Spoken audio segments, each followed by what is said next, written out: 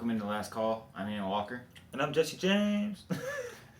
And this is just a little discussion we want to have about the biggest problem or biggest issue in the NFL.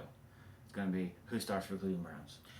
It's the most important thing ever. Hey, sidebar real quick. Do you know how important Cleveland has been in the last couple months? LeBron comes back to the Cavs. The Manziel versus Hoyer beef. And Kluber won the Cy Young Award.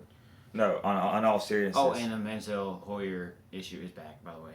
Just so in case you didn't know, yes, Johnny Manziel got put into the game because Hoyer was playing like crap. And now there's this quarterback controversy, which ironically only exists because Cleveland's like a game out of the playoff hunt. Yeah, because normally this decision would have already been made. I thought it was going to be made by week 8. But Hoyer has not played bad until the last 2 weeks when he's thrown 5 picks over the last 2 weeks. Right. And you know what's weird about that is Josh Gordon's been back the last 2 weeks. His biggest weapon came back and he started playing worse. I mean, he got the ball to Gordon obviously in that first game, but I mean, I don't know. This is a hard decision. Hoyer's gotten you to 7-5, which is better than the Browns have been in forever. But if you go to Manziel, you can't go back. Yeah, if you go to Johnny Manziel right now, Brian Hoyer is gone. Like, and unless he gets hurt, it'll be like the Houston Mallett Fitzpatrick situation. When they went to Mallett, and we're going to talk about this in a different podcast about how technically Houston's still in the playoff race. They weren't going back to Fitzpatrick anytime soon. They were riding with Mallett for the rest of the year. It just happened to be that Mallett got hurt and they had to go back with him. But see, here's a problem if you... But I'm gonna play devil's advocate if I'm Mike Pettin. What if you start Manziel and you play him for the rest of the year and he plays terrible and he plays you out of the playoffs? Now realize you signed this kid for a 3-year rookie contract, a first-round pick.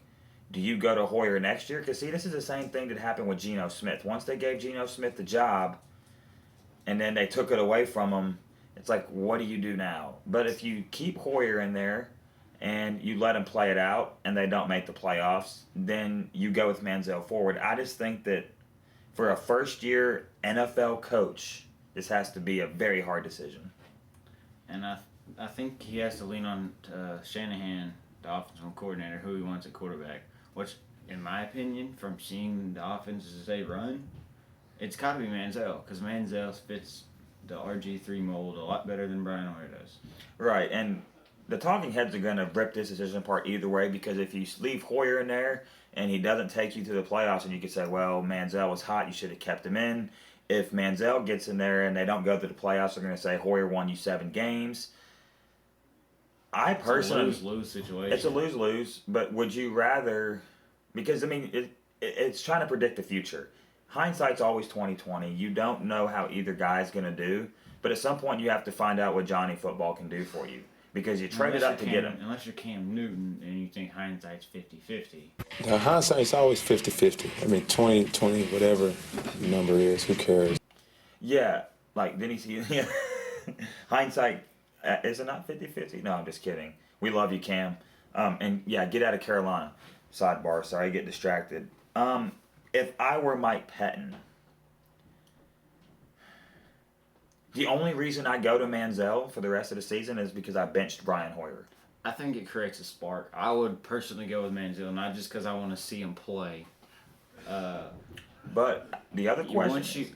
I'm sorry to interrupt, but once you go to Manziel in a game, you have to go with him, because if you don't start him, you say, oh, we just put you in there because Brian Hoyer is playing that bad. Not because we think you can play, but it's because Brian Hoyer is playing bad. But what if Manziel falters and you still have a chance to make the playoffs? Do you go back to Hoyer and then tell Manziel we'll play this again next offseason? No, because it will crush him. That's what I said about the whole Geno Smith, Michael Vick. Once you go away from Geno, you cannot bring him back. Right. Well, Geno can't even walk down the streets in New York right now. I don't think Vic can either. But, yeah, I think hey, listen, I'm a Johnny Football fan. Like, Johnny Starter, anybody? Stole that from my guy over here. He sent me a text with the ESPN update. I was like, what? He ran for a touchdown. You got to play Manziel. I mean, you drafted the guy. You're going to sell tickets, I promise you. Because Brian Hoyer's not selling you tickets. Is going to give you a call, Mike Pettin. Start Johnny Football.